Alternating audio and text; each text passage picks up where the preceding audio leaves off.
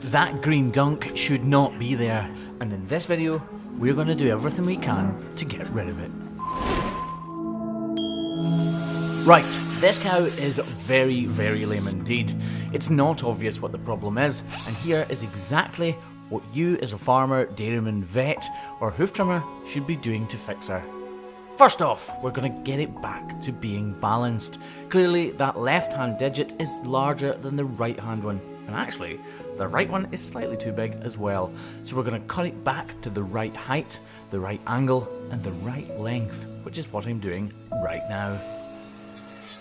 Cows' feet should measure approximately 75 to 85 millimeters from where their hair meets the horn all the way down to the toe, and if they're not, then they simply need to be cut back until they are.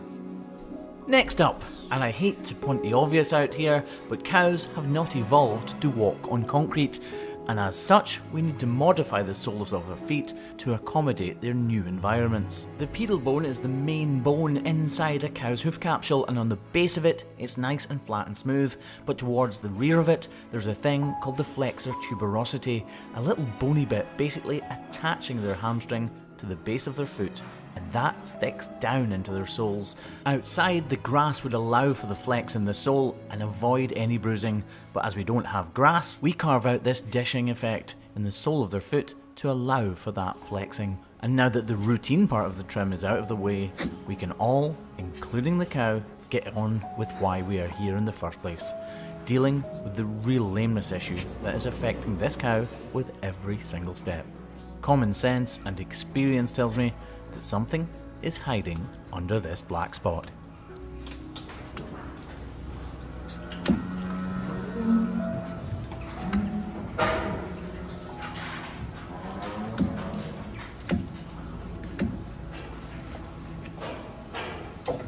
Can you get some blue roll, please, Kia?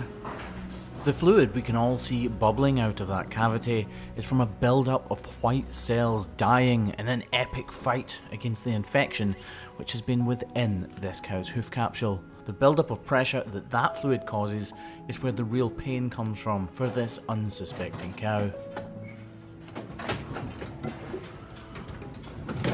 When you get a spot on your skin, it's sore because of the inflammation and the pressure build-up that inflammation has brought about it.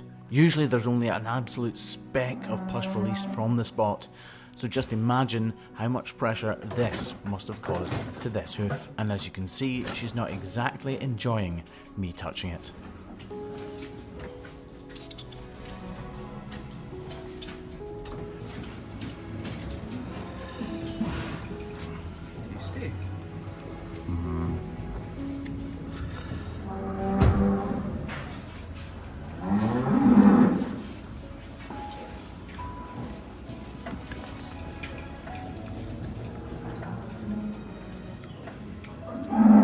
Trimming out this problem is not removing the issue.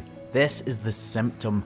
It's the symptom of what is a much greater problem. There has been too much weight on this interior claw, and the white line itself, it's been torn away at, it's been bruised, and that has caused this infection to occur in the first place. To fix this problem properly, we need to get all of the weight away from this area and allow the good claw to bear the majority of the cow's weight so that the lesion can begin the healing process. By the way, wow.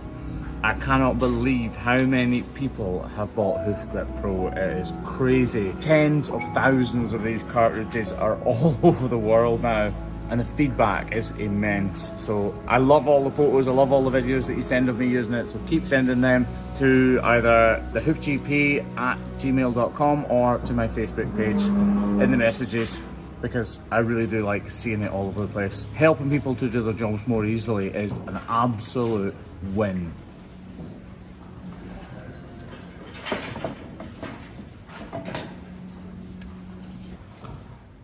If you leave lameness like this completely unattended and don't trim their feet, then the problem tracks all the way down the interior of the sole and you end up removing a huge amount of hoof horn.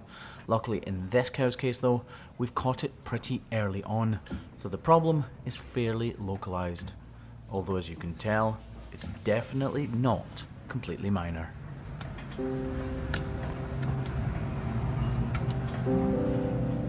The cracking I'm removing right now isn't a problem in itself, but because we've applied that block, we might as well remove the majority of the cracking so that it doesn't have any opportunity whatsoever to materialise into something more devious.